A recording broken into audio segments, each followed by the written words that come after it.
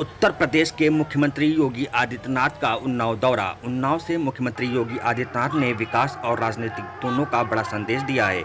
वहीं 570 करोड़ रुपए की परियोजनाओं की सौगात देने के साथ साथ सीएम ने उन्नाव को स्टेट कैपिटल रीजन में शामिल करने और लखनऊ उन्नाव कानपुर रैपिड रेल परियोजना का ऐलान किया। वहीं सपा और कांग्रेस पर तीखा हमला बोलते हुए माफिया राज की तुलना रामायण काल के खरदूषण मारीच और सुबाहु से कर दी।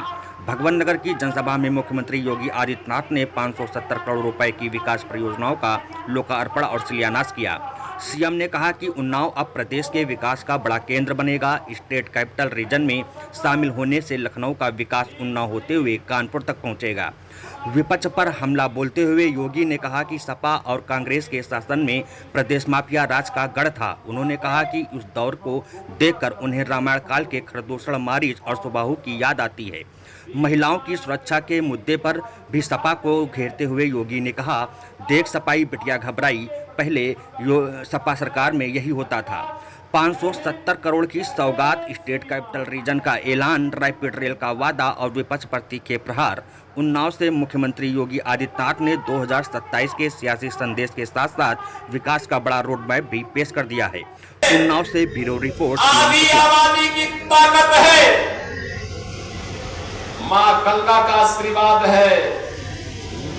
क्यों नहीं अब हमारा उन्नाव भी विकास की प्रक्रिया में एक विकसित उन्नाव के रूप में अपने आप को प्रस्तुत करे और इसके लिए अलग अलग जनपदों में अलग अलग क्लस्टर विकसित किए जा रहे हैं। व्यापक कार्य योजना बन रही है।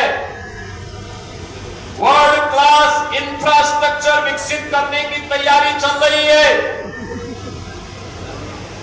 विकास की योजना केवल आज को ध्यान में रख करके नहीं, आगामी 100 वर्षों की कार्य योजना लेकर के चला जा रहा है कि 100 वर्ष के बाद भी वर्तमान जो उस समय की पीढ़ी होगी, वह पीढ़ी जब सोचेगी कि डॉक्टर स्वामी सच्चिदानंद साक्षी जी महाराज यहाँ के सांसद थे, उस समय के यहाँ के विधायक, हमारे जो भी जनप्रतिनिधिगण है, इनके बारे में कि पंकज गुप्ता उस समय यहाँ के विधायक, उन्नाव के विधायक थे, 100 वर्ष के बाद भी जब बोलेंगे कि भगवंत नगर में कभी हृदय नारायण दीक्षित जी ने, कभी आशुतोष शुक्ला जी ने नेतृत्व किया, तो उस समय याद करेंगे तो कोई विकास की कार्य योजना का काम इन्होंने किया था।